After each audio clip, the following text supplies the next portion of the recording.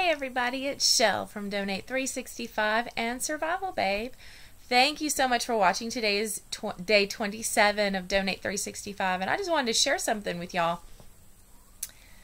I had something I want to get rid of, but it's really hard to get rid of, and I don't know why. So it's really surprising to me the hold our stuff has on us. In fact, I probably will do two videos. I'll probably do the video of what I'm getting rid of today, which I'll share with here, but I just want to talk to you about the hold our stuff has on us and why. And it really, I'm wondering why it's so hard to get rid of this item. So let me show it to you in case you haven't seen another video. It's this skirt. It's brown, black, and white, as you can see. My mom made it out of some material we had that someone gave to us because I reuse and recycle a lot of stuff.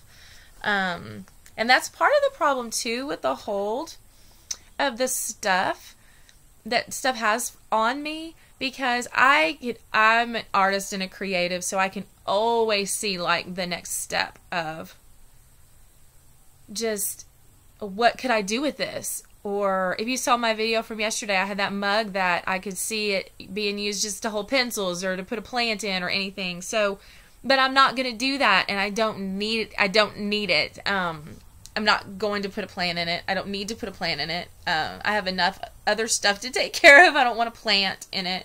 So it's kind of the same thing for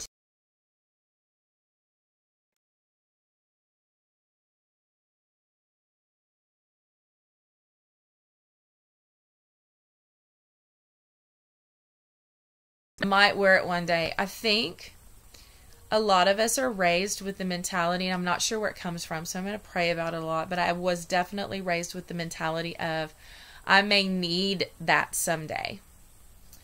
I may need that next year or tomorrow or someday, or I may wear that someday. But I think it comes down to a need and a feeling of lack. And we never ever want to be in lack. None of us want to ever feel like we're left out or don't have enough.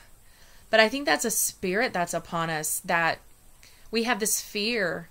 And fear is not of the Lord, but power, joy, and a stable mind are from the Lord. And I never ever want to live in the spirit of lack, and I think that's something that's ingrained in a lot of us, like the waste not, want not. It says in the Bible that we have enough for today. We're not promised tomorrow. I mean, it's in Matthew 6. If you want to read Matthew 6, Matthew 6 is my favorite chapter of the entire Bible, because to me, it's everything you need to know about being a Christ follower. And there's a difference between being a Christian and a Christ follower.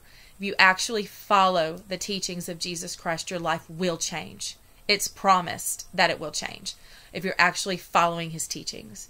So I call myself a Christ follower because I follow the teachings of Jesus Christ, because I've seen how it's changed my life and changed my mind and changed my mindset and my spirit and how I think about things and view things and treat others. And we all know the golden rule. Do unto others as you would have them do unto you. Even if you're not a Christian or have ever set foot in church, everyone's heard the golden rule. So just I don't know where I'm going with that, but I felt like it needed to be said. So, what do we need? I don't need the skirt that's been bothering me, that somehow in my flesh I feel like I need to keep. Not that I want to keep it, not that I'll ever wear it or feel like I'm going to wear it, but I don't want to be without. So that has come up in me today, being without. Even though God doesn't promise that. God says in Matthew 6 that he'll supply for our every need, that he knows what the sparrows need, and less, or less magnificently. It talks about how beautiful he clothes them, and he'll clothe you like that.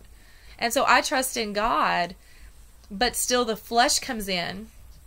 My flesh comes in and makes me fear and doubt and fear lack. And I have nothing to lack. I have so much stuff around here. I don't need anything. And it's just so funny how much things change just a few days. I just a few days ago did my minimalist travel thing, and I'm so ready to do that. I'm so ready to get geared up and do, can I live out of a backpack for 30 days? I'm so ready for that. But then today I don't want to get rid of a skirt. It's amazing to me how our life works, and how just as humans, the things that we fear or that society has put on us that we need to keep or want to keep. And I don't know if that comes up for y'all or if it's just me, but I wanted to share that with you today. That that even though it may make it seem easy that I'm getting rid of one thing a day, sometimes I'm like, do I have 365 things that I want to get rid of, that I can get rid of? Or in, 200 and something days, if I go out and rid of everything and there's nothing left, and you know what? That's okay. If that's all I do and that's all I've done, then that's the journey I'm on. And being a minimalist is not living in lack by any means. So I never ever want you to think that or think that you're going to miss something. Living in a spirit of minimalism and living a life of minimalism is knowing what you need and what brings you joy and what you love, and living in that and surviving in that. It's not having 400 spoons. It's not needing to have 400 spoons. It's not needing to have 50 skirts.